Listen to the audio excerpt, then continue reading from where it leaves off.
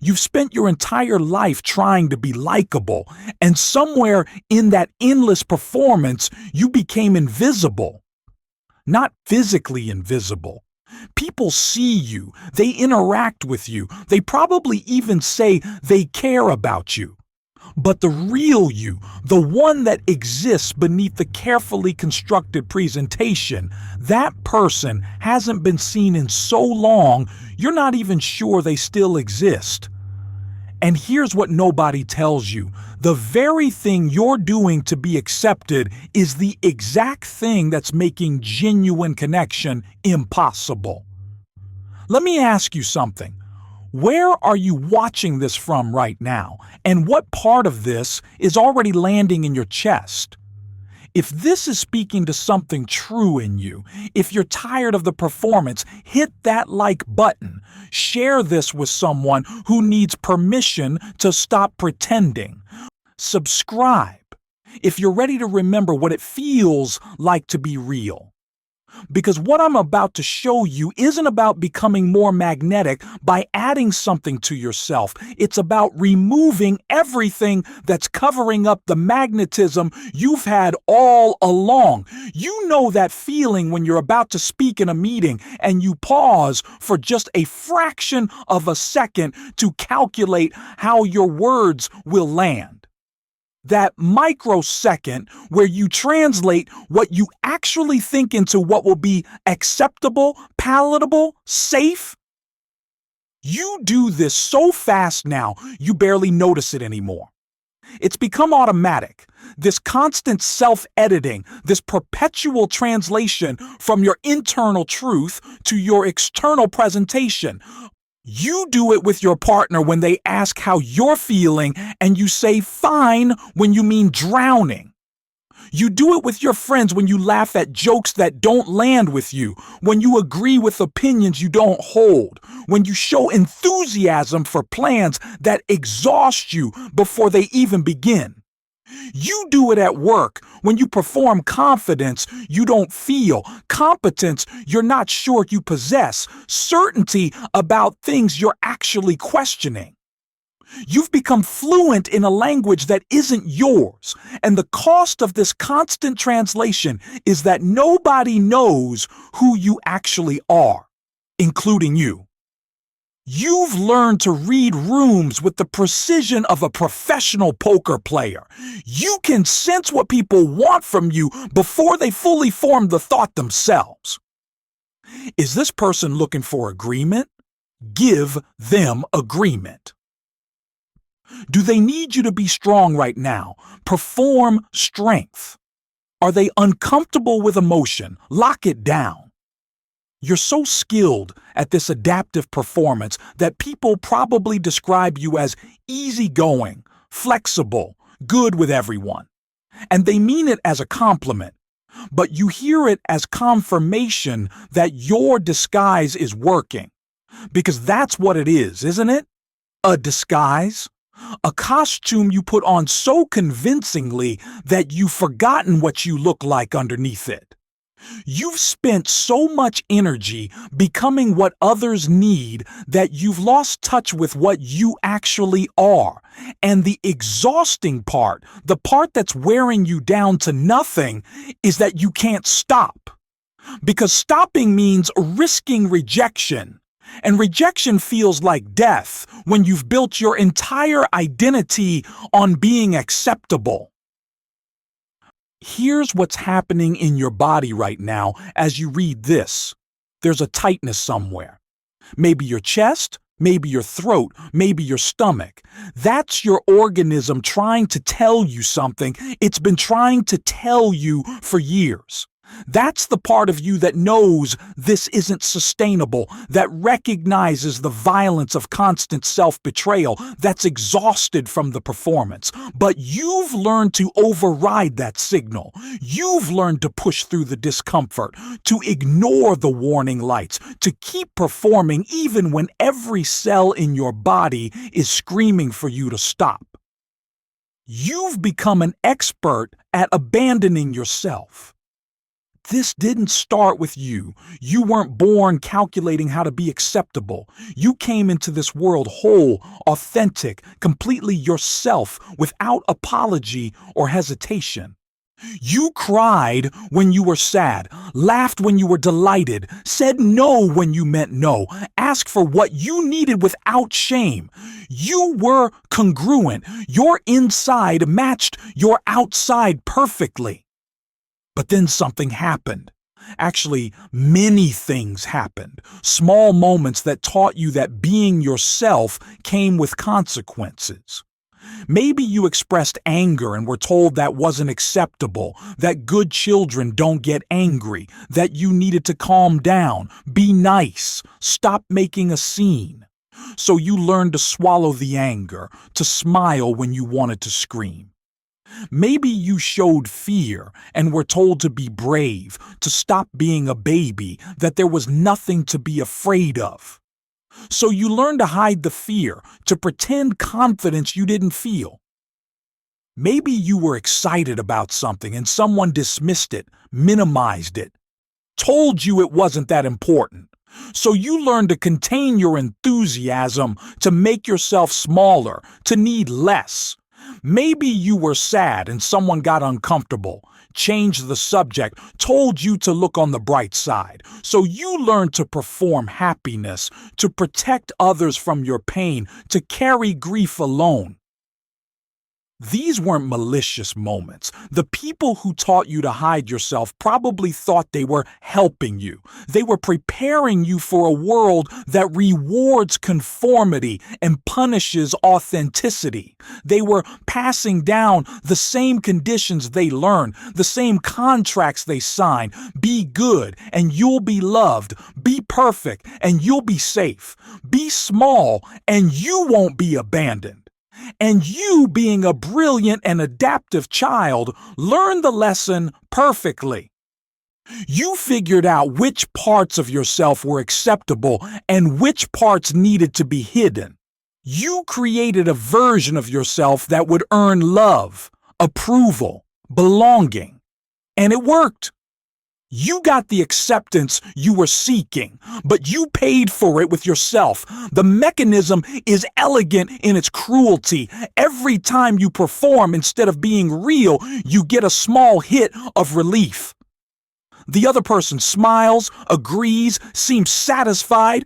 You avoided rejection, conflict, disappointment. Your nervous system registers this as success, as safety. So you do it again, and each time the pattern deepens. The neural pathways strengthen. The performance becomes more automatic, more convincing, more exhausting. Because here's what your nervous system doesn't understand.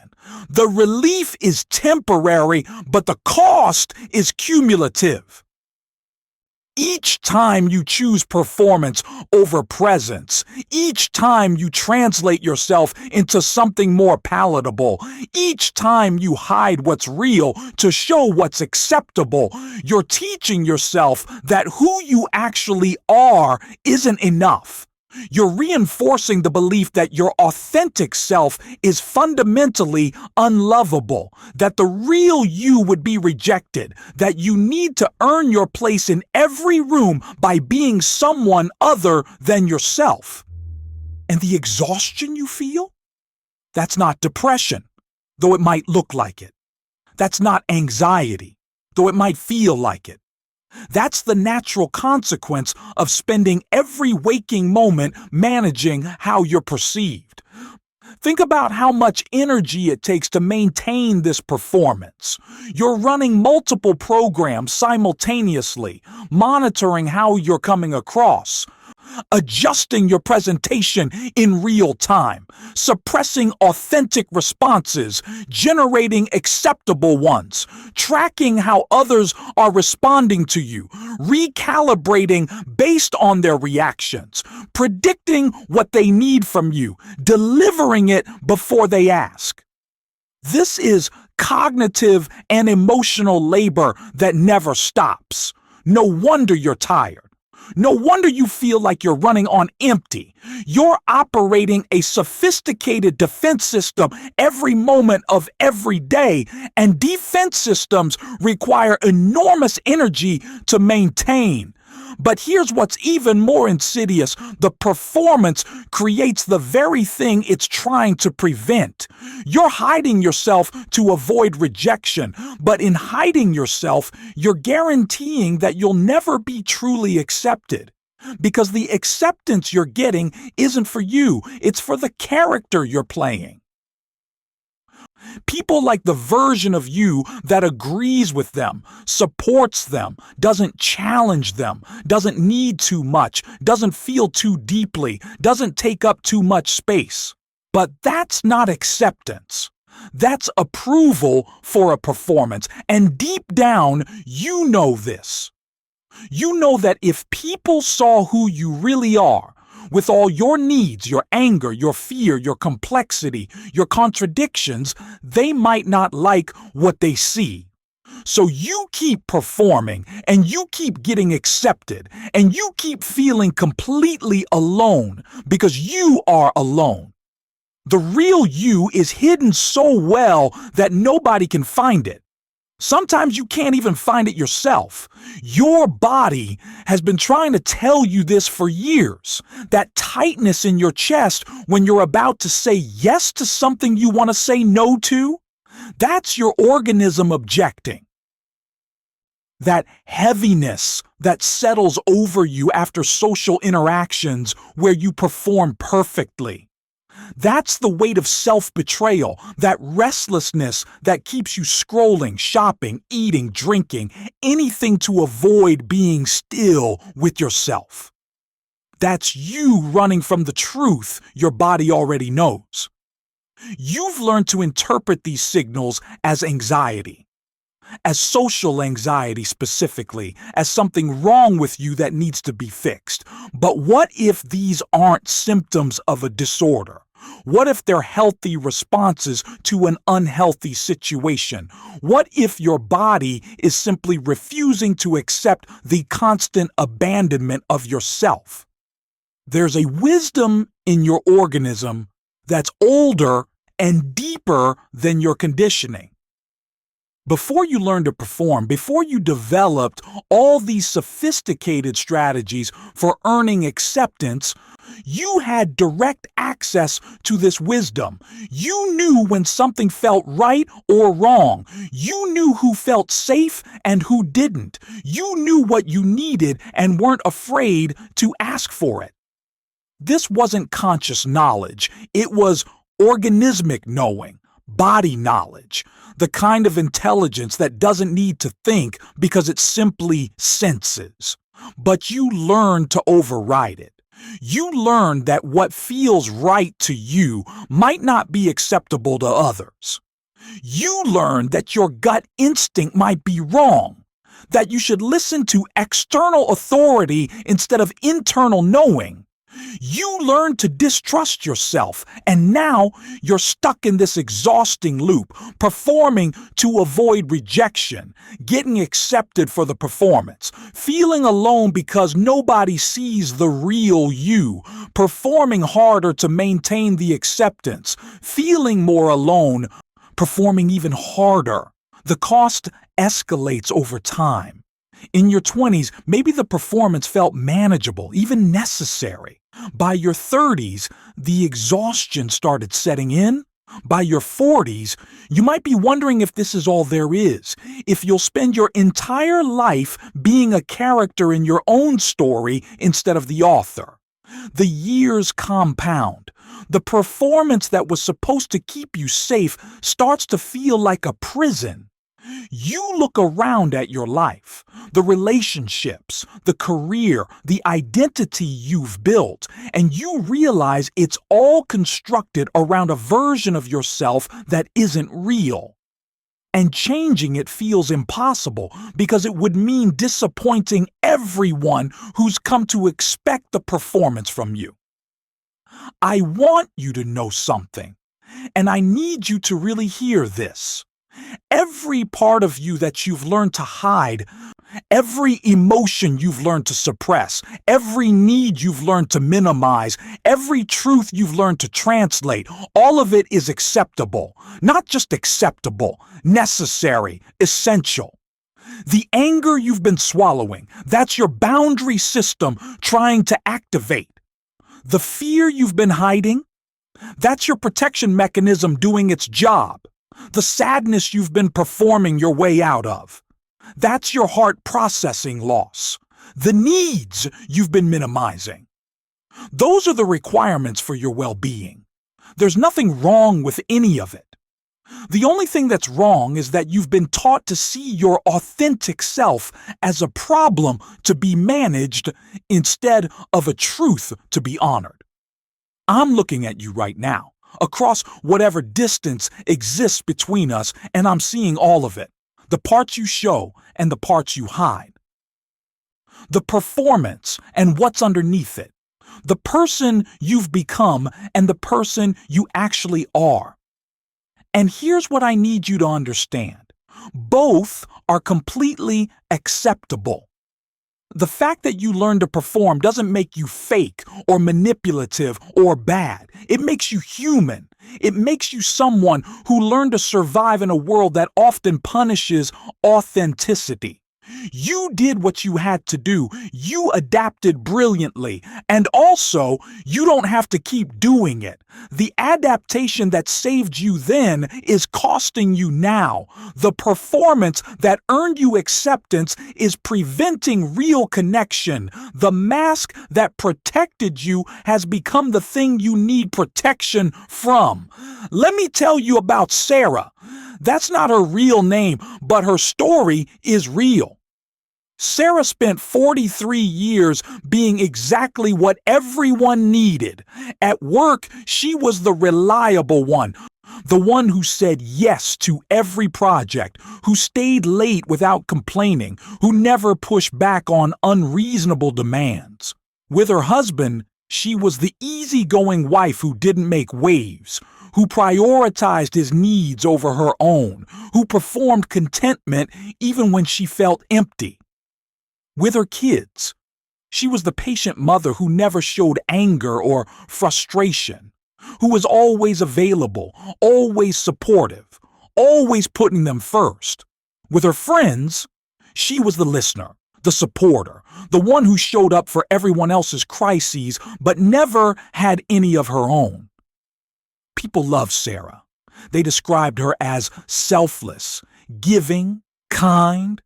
And Sarah smiled and said thank you, and felt like she was disappearing. The breaking point came on a Tuesday. Nothing dramatic happened. She was sitting in her car in the parking lot before going into work, and she realized she couldn't remember the last time she'd said what she actually thought. Not at work, not at home, not anywhere. She'd become so skilled at reading what others needed and delivering it that she'd lost track of what she needed, what she thought, what she felt. She sat in that car and asked herself a simple question: who am I when I'm not performing? And she couldn't answer. The question terrified her because she genuinely didn't know. She'd been playing the role for so long that the role had consumed her. There was no Sarah underneath the performance, or if there was, she'd been buried so deep for so long that Sarah had no idea how to find her. That moment in the car changed everything, but not in the way transformation stories usually go. Sarah didn't have some sudden epiphany that made everything clear. She didn't quit her job or leave her husband or make some dramatic gesture. What she did was smaller and harder. She started telling the truth. Not big truths at first, small ones. When her husband asked what she wanted for dinner, instead of saying, "whatever you want," she said, "Italian." When a co-worker asked her to take on another project, instead of automatically saying yes, she said, "let me check my capacity and get back to you." When her friend asked how she was doing, instead of saying fine, She said, "Honestly, I'm struggling." These felt like enormous risks. Her nervous system screamed at her every time. She was convinced people would be angry, disappointed that they'd reject her. But something strange happened. Most people didn't even notice the shift. And the ones who did notice, some of them appreciated it. Her husband said he'd been wondering for years what she actually wanted. Her friend said she'd been waiting for Sarah to be real with her, but some people didn't appreciate it. Her mother got upset when Sarah said she couldn't host Thanksgiving this year.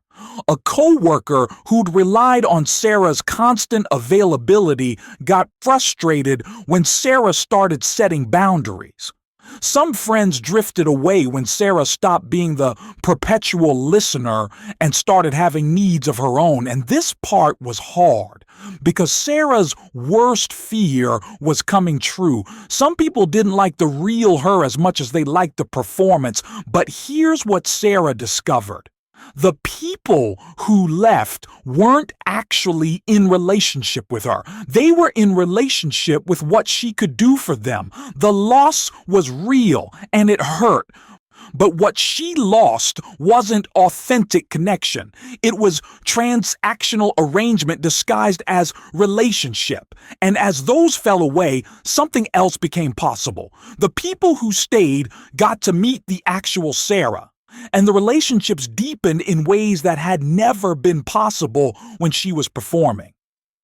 Sarah told me that the hardest part wasn't other people's reactions. It was her own discomfort. Being real felt wrong. It felt selfish, aggressive, too much.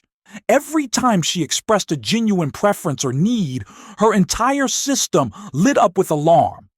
She felt guilty for wanting things, ashamed for having needs, terrified that she was becoming a bad person. Because she'd internalized the message so deeply. Being real equals being selfish. Taking up space equals being demanding. Having needs equals being a burden. It took months of practice for her nervous system to recalibrate, to learn that being authentic didn't lead to abandonment, that people could handle her reality, that she didn't have to earn her place in every relationship by being whoever they needed her to be. Now, 2 years later, Sarah describes her life as smaller and fuller. Smaller because she has fewer relationships, fewer commitments, fewer performances to maintain.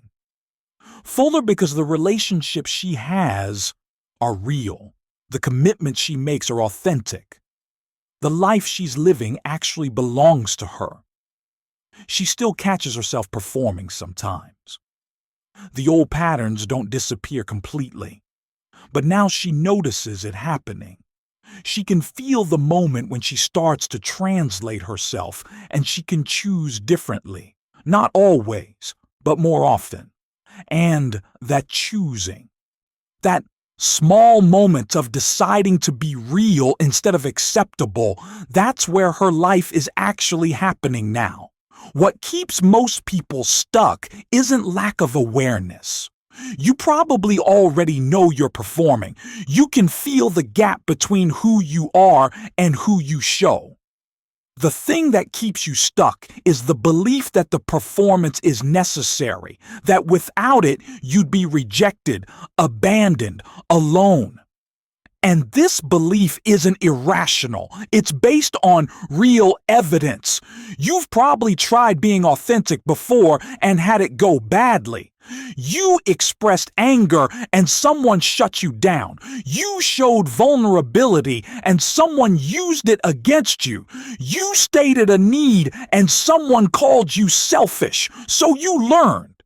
You adapted. You developed these sophisticated strategies for staying safe, and they worked.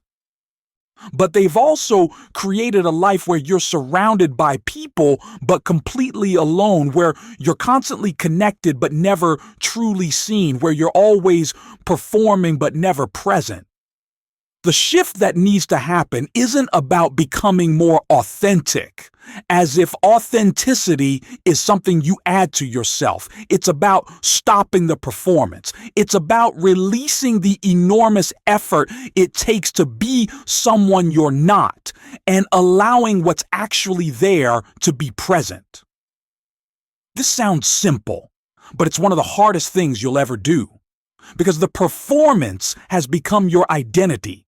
You've built your entire life around being acceptable, being liked, being what others need. Stopping the performance feels like death because, in a way, it is. It's the death of the false self, the constructed identity, the character you've been playing. And even though that character is exhausting you, even though it's costing you everything that matters, it's familiar, it's safe. You know how to be that person. You don't know how to be yourself. Here's what happens when you start choosing authenticity. First, there's discomfort. Your nervous system, which has been running the same program for decades, doesn't understand what you're doing. Every time you speak a truth instead of performing, every time you express a genuine feeling instead of the acceptable one, every time you state a need instead of minimizing it, your body floods with anxiety. This isn't a sign that you're doing something wrong. It's a sign that you're doing something different. Your nervous system interprets different as dangerous. It's trying to protect you by making you so uncomfortable that you'll go back to the familiar pattern. This is where most people stop. The discomfort feels like evidence that being authentic is wrong, that they should go back to performing. But if you can stay with it, if you can tolerate the discomfort without immediately retreating to safety, something starts to shift. The second thing that happens is other people react. Some positively, some negatively, most with confusion, because you've changed the dynamic. You've stopped playing the role they've come to expect from you. If you've been the person who always says yes and you start saying no, people won't like it. If you've been the person who never shows anger and you start expressing it, people will be uncomfortable. If you've been the person who minimizes your needs and you start stating them clearly, people will call you selfish. This is predictable. You've trained the people in your life to expect a certain version of you, and now you're showing them someone different. They're going to resist, not because they don't care about you, but because your change requires them to change.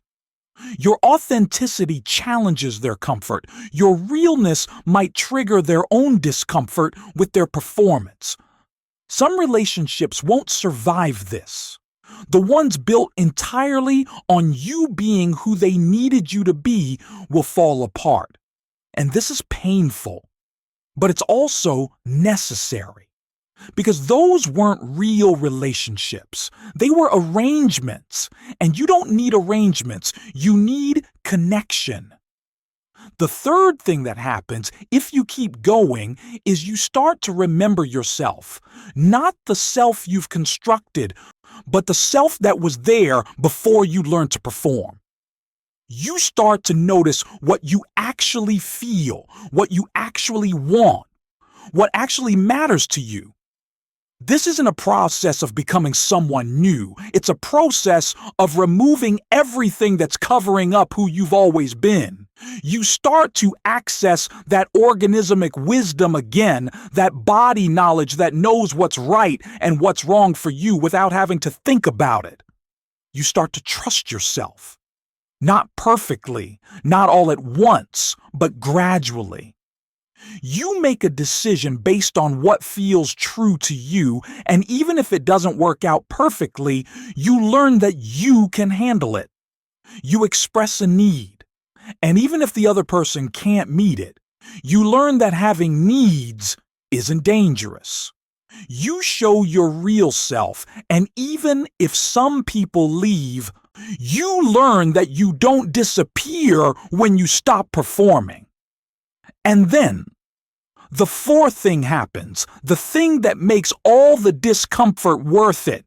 You become magnetic, not because you've added something to yourself, not because you've become more charming or more interesting or more anything. You become magnetic because you're real. And realness is rare. Most people are so busy performing that they've forgotten what authentic presence feels like. When they encounter it in you, when they meet someone who isn't trying to be anything other than what they are, who isn't managing their image or calculating their responses or performing acceptability, something in them recognizes it. Something in them relaxes. Because your realness gives them permission to be real too.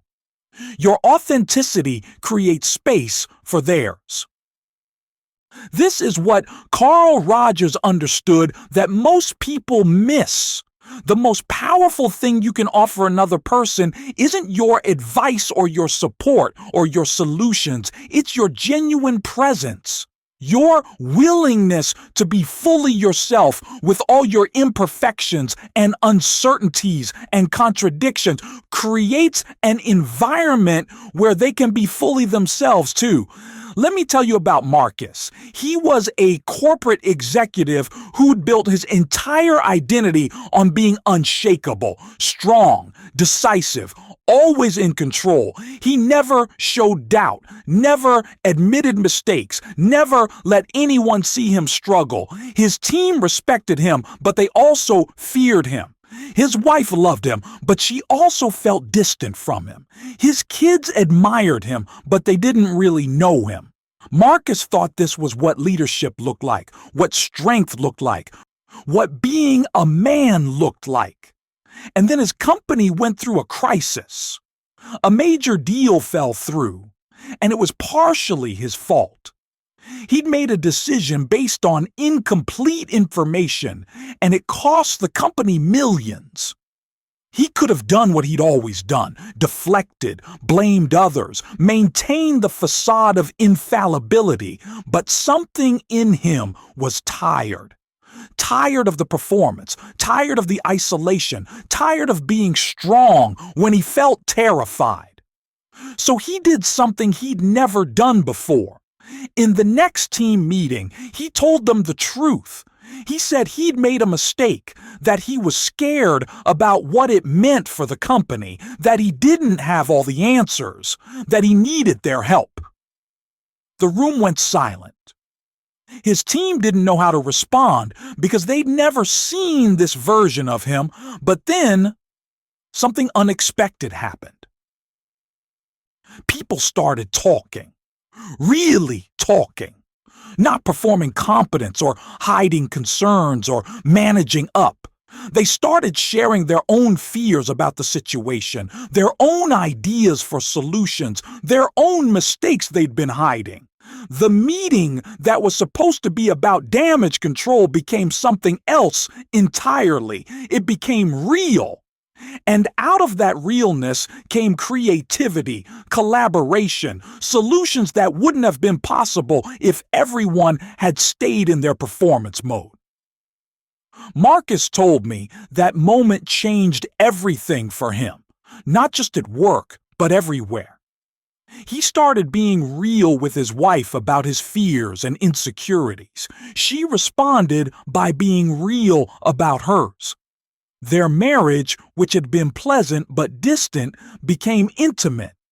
He started being real with his kids about his own struggles and failures. They responded by coming to him with theirs, instead of hiding them like they'd learned to do. His team, which had been efficient but disconnected, became collaborative and innovative. And Marcus himself felt lighter than he'd felt in decades, because he'd been carrying the weight of that performance his entire adult life, the weight of always having to be strong, always having to have answers, always having to be in control. Putting it down felt like he could finally breathe. But here's what Marcus also learned. Being real doesn't mean being unfiltered. It doesn't mean saying every thought that crosses your mind or expressing every emotion without consideration. That's not authenticity, that's reactivity. True authenticity includes wisdom. It includes consideration for impact. It includes awareness of context. Marcus learned to discern between being genuine and being impulsive, between being honest and being hurtful, between being real and being reckless. He learned that you can be completely authentic while still being thoughtful about how and when and to whom you express that authenticity. The goal isn't to eliminate all filtering. It's to eliminate the filtering that's about protecting your image, earning approval, maintaining a false self. The filtering that remains is about respect, timing, wisdom. It's the difference between speaking your truth and weaponizing your truth. This is what most people get wrong about authenticity. They think it's binary. Either you're completely unfiltered or you're fake. But there's a third option. You're genuine and skillful. You're real and considerate. You're authentic and wise. You don't hide yourself, but you also don't use your authenticity as an excuse to be thoughtless. You express your truth, but you do it in ways that honor the humanity of the people receiving it. This is what it means to be congruent. Your inside matches your outside, but your outside is also shaped by your values, your care for others, your understanding of context. You're not performing, but you're also not just reacting. You're responding from your authentic self with awareness and intention. The people who are most magnetic aren't the ones who are most polished or most charming or most impressive. They're the ones who are most real. Think about the people you're drawn to, the ones you actually want to be around, the ones whose presence feels nourishing instead of draining. They're probably not perfect. They probably don't have it all figured out. But they're genuine. They show up as themselves. They don't pretend to be more than they are or less than they are. They're comfortable with their humanity. They can admit when they don't know something, when they made a mistake, when they're struggling. And that realness creates safety. It creates space. It creates permission for you to be real too. This is the paradox. You've been performing to be accepted, but the performance is what's preventing real acceptance. The thing you're most afraid to show, your authentic self with all its imperfections, is the thing that would actually create the connection you're craving. Your nervous system doesn't know this yet. It still believes that being real equals being rejected. It still interprets authenticity as dangerous. This makes sense. Your nervous system learned these patterns when you were young, when you were actually dependent on others for survival, when rejection could have been life-threatening, but you're not a child anymore. You're an adult with resources and resilience and the capacity to handle other people's reactions. Rejection won't kill you now. What will kill you, slowly, gradually, but certainly, is continuing to abandon yourself. What will kill you is spending your entire life performing for acceptance while dying of loneliness. What will kill you is reaching the end of your life and realizing you never let anyone see who you actually were. So here's what I'm asking you to consider. What if you stopped? What if you stopped translating yourself into something more palatable? What if you stopped managing how you're perceived? What if you stopped performing acceptability and just showed up as you actually are?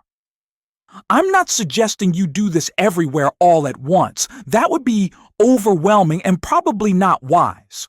But what if you chose one relationship, one context, one conversation where you practiced being real, where you said what you actually thought instead of what you thought they wanted to hear, where you expressed what you actually felt instead of performing the expected emotion, where you stated what you actually needed instead of minimizing it?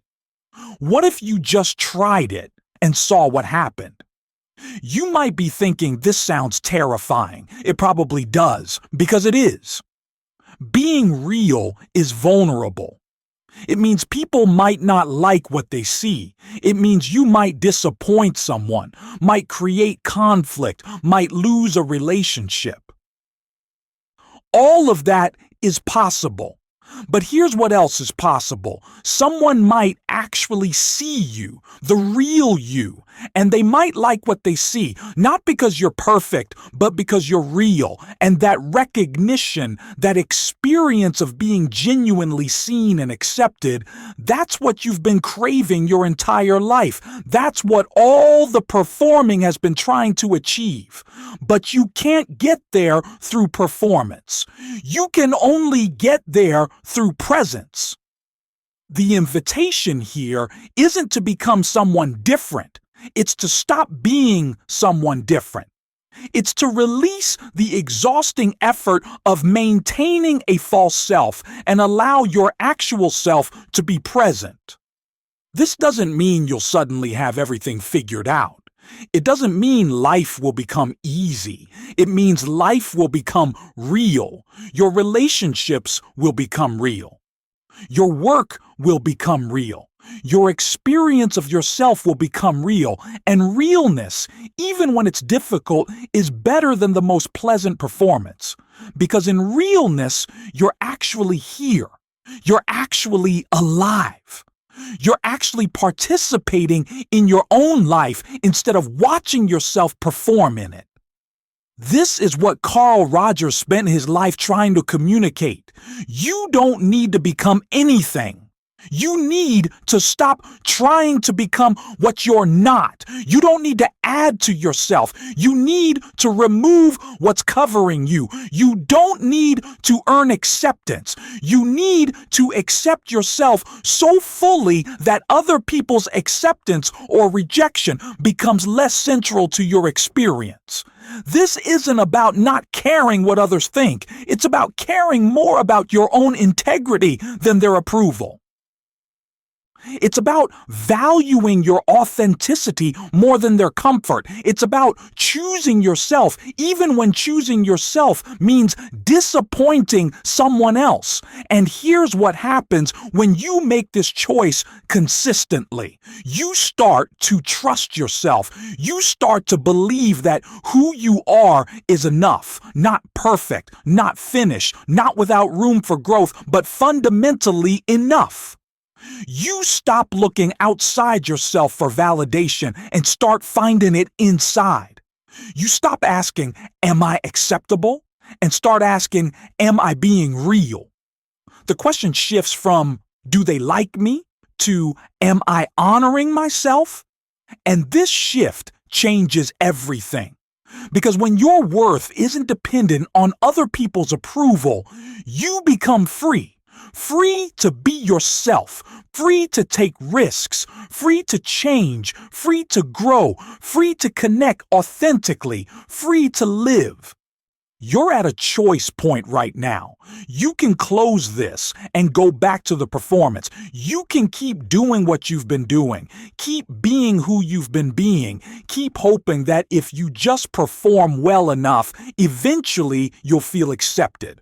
Or you can choose something different. You can choose to start being real. Not perfectly, not all at once, but incrementally. one truth at a time, one authentic moment at a time, one choice to honor yourself instead of performing for others. This isn't easy. It will be uncomfortable. Your nervous system will protest. Some people won't like it. Some relationships will change. But on the other side of that discomfort is something you've been searching for your entire life. The experience of being genuinely known and genuinely accepted. Not for who you're pretending to be, but for who you actually are. The magnetic energy you're looking for isn't something you need to create. It's something you need to uncover. It's been there all along, buried under years of performance, hidden beneath layers of acceptable presentation. Your authentic self is magnetic, not because it's special or impressive or perfect, but because it's real. And in a world where almost everyone is performing, realness stands out. It draws people in. It creates connection. It changes the energy in every room you enter. Not because you're trying to be magnetic, but because you've stopped trying to be anything other than yourself. So here's my question for you. What would it feel like to stop performing? What would it feel like to show up exactly as you are, with all your uncertainty and imperfection and complexity? What would it feel like to speak your truth, express your needs, honor your feelings, trust your knowing? What would it feel like to be genuinely seen? You don't have to answer these questions right now. You don't have to change everything today, but maybe, just maybe, you could try being real in one small way, one conversation, one interaction, one moment where you choose authenticity over acceptability, and then notice what happens. Notice how it feels in your body. Notice how others respond. Notice whether the fear your nervous system promised actually materializes, and then choose again and again. Until being real becomes more familiar than performing. Until your authentic self becomes your default instead of your disguise. Until you remember what you've known all along. You are enough, exactly as you are, and you always have been.